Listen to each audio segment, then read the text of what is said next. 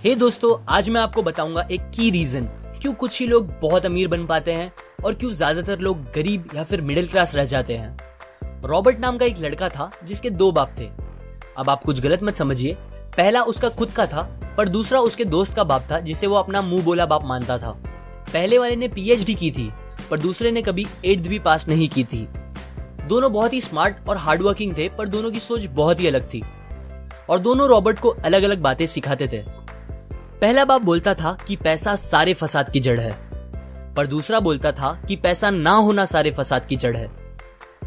पहला रॉबर्ट को हमेशा महंगी चीजों के बारे में सोचने से मना करता था और कहता था कि वो हमारी हैसियत के बाहर है।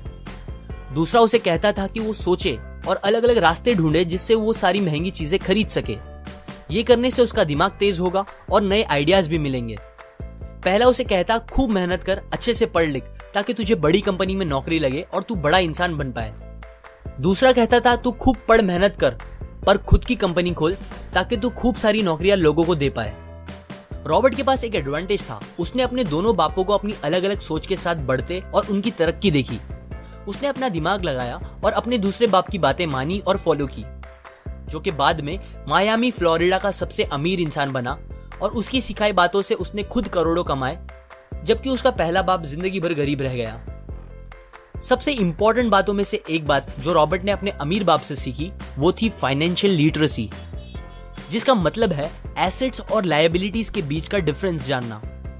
अब आप गौर से सुनिए, ये नॉर्मल कॉमर्स में सिखाए गए मीनिंग से थोड़ा अलग है। रॉबर्ट ने काफी इजी शब्दों में उसका मीनिंग बताया है, जो कि कुछ ऐसा है। एसेट्स कोई भी वो चीज होती है जो आपको पैसे बना के दे या फिर आपके जेब में पैसे डाले, और लायबिलिटीज वो चीजें होती है जो आपके जेब से पैसे ले ले या आपके पैसे खत्म करे। अमीर लोग इसीलिए अमीर होते हैं बिकॉज वो अपने एसेट्स बनाते हैं, जबकि मिडिल क्लास लोग बस लायबिलिटीज पे खर्च करते हैं। मिसाल के तौर पर रमेश और सुरेश नाम के दो दोस्त थे। दोनों सेम पोजीशन और सेम सैलरी पे काम करते थे।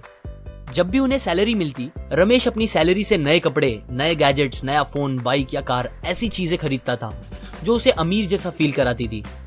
पर वो ये नहीं समझता था कि ये सारी चीजें लायबिलिटीज है जो उसके पैसे उससे ले रही है, ना कि बस जब वो उन्हें खरीदता है तब, बल्कि आगे भी मेंटेनेंस वगैरह के लिए, जिसकी वैल्यू वक्त के साथ कम हो जाएगी और ना ही वो उससे आगे कुछ पैसों का प्रॉफिट देगी।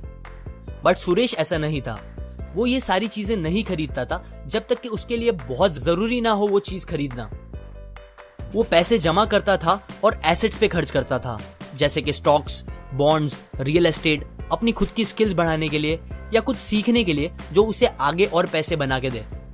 2 साल बाद सुरेश करोड़पति बन गया, जबकि रमेश वैसे का वैसा अपनी कम सैलरी को कोसता रह गया और कहता था कम सैलरी उसके मिडिल क्लास होने का रीजन है। एक गरीब इंसान का कैश फ्लो कुछ इस तरह होता है, उसे पैसे मिलते हैं और फिर वो पैसे उसकी जरूरी खर्चों में खत्म हो जाते हैं। एक मिडिल क्लास का कैश फ्लो थोड़ा सा अलग होता है, उसे पैसे मिलते हैं, वो पैसे जरूरी खर्चों और लायबिलिटीज में खत्म कर देता है। इसीलिए मिडिल क्लास और गरीब में ज्यादा फर्क नहीं है। मोस्टली मिडिल क्लास लोगों को लगता है उनका घर उनका एसेट है, पर ऐसा नहीं है। आपका घर आपको पैसे बना के नहीं देता अनलेस आप उसको भाड़े पे दो, जबकि अमीर लोगों का कैश फ्लो ऐसा होता है। उन्हें पैसे मिलते हैं, वो उस पैसों से अपने एसेट्स बनाते हैं पहले और फिर उससे बने पैसों से खर्चा करते हैं। इसीलिए वो अमीर होते जाते हैं क्योंकि उनके इनकम के सोर्स बढ़ते जाते हैं। अगर आपको अमीर बनना है तो ये बात याद रखिए अच्छे से। इस बात से फर्क नहीं पड़ता कि आप कितना कमा रहे हैं, बल्कि आप उन पैसों को कैसे और कहां खर्च कर रहे हैं, ये इंपॉर्टेंट है। आपको कंज्यूमर की सोच से बाहर आकर इन्वेस्टर की सोच अपनानी पड़ेगी।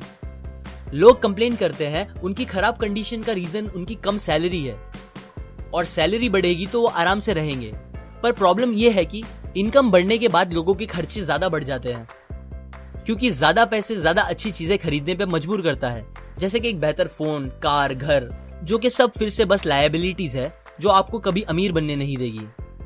ये बातें मैंने रॉबर्ट कियोसाकी की book rich dad poor dad से पढ़ी है, जो वो पहली बुक थी जिसने मेरी सोच चेंज की और बेहतर बनाई। अगर आपको ये बातें अच्छी लगी तो लाइक करें, अपने व्यूज कमेंट करें और फाइनली सब्सक्राइब करें। मैं आपको ऐसी काम की बातें जो मैंने दुनिया के कुछ सबसे समझदार लोगों से सीखी है शेयर करूंगा, जो आपको सक्सेसफुल बनने में मदद करेगी।